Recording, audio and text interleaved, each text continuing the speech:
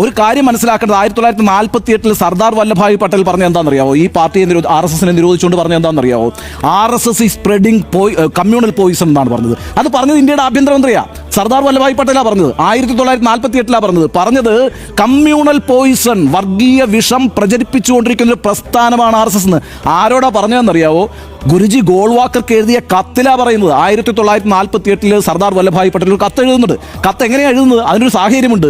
48 ഗോൾവാക്കർ അങ്ങോട്ടൊരു കത്ത് എഴുതുന്നുണ്ട് പട്ടേലിന്. എന്നിട്ട് ആവശ്യപ്പെടുന്നത് എന്താണെന്നറിയോ? RSSന്റെ ബാൻ ഒന്ന് മാറ്റിത്തരണം. മാറ്റി തന്നാൽ കമ്മ്യൂണിസ്റ്റുകളെ ഈ രാജ്യത്ത് നിന്ന് ഉച്ചാടനം ചെയ്യാൻ ഞങ്ങൾ സർക്കാരുമായി കൊളാബറേറ്റ് ചെയ്യാം എന്നാണ് അന്ന് ഗോൾവാക്കർ വെക്കുന്ന ഒരു ഉപാധി. അതായത് നിങ്ങൾ ഞങ്ങളെ നമ്മുടെ ആ നിരോധനം എടുത്തു കളഞ്ഞാൽ നമുക്ക് ഒരുമിച്ച് നിന്നിട്ട് കമ്മ്യൂണിസ്റ്റുകളെ ഇവിടുന്ന് പുറത്താക്കാം എന്ന് പറയുമ്പോൾ പട്ടേൽ തിരിച്ചയക്കുന്ന മറുപടിയിലാണ് ഈ പറയുന്നത് RSS ഈ സ്പ്രെഡിങ് കമ്മ്യൂണൽ പോയിസൺ എന്ന്. ഇപ്പൊ തുഷാർ ഗാന്ധി പറഞ്ഞത് അത് തന്നെയാണല്ലോ.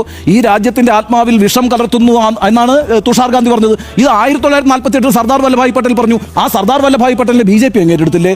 അത്ഭുതകരമായി BJP ഏറ്റെടുത്തില്ലേ? എന്ന് മാത്രമല്ലോ, ഇന്ന് ലോകത്തെ തന്നെ ഏറ്റവും വലിയ പ്രതിമകളിൽ ഒന്ന് സർദാർ വല്ലഭായ് പട്ടേലിൻ്റെതാണ്. 600 അടി ഉയരമുണ്ട്. 2000 കോടിയാ ചെലവാക്കിയത്. ആരാ ചെലവാക്കിയത്? നരേന്ദ്രമോദി. 2013 ഗുജറാത്തിലെ മുഖ്യമന്ത്രി ആയിരിക്കുമ്പോൾ നർമ്മദയുടെ തീരത്ത് തറക്കല്ലിട്ടിട്ട് ഇന്നിപ്പോൾ ലോകത്ത് തന്നെ ഏറ്റവും വലിയ പ്രതിമകളിൽ ഒന്നായിട്ട് നിൽക്കുന്നത് സർദാർ വല്ലഭായ് പട്ടേലിന്റെ പ്രതിമയാണ്.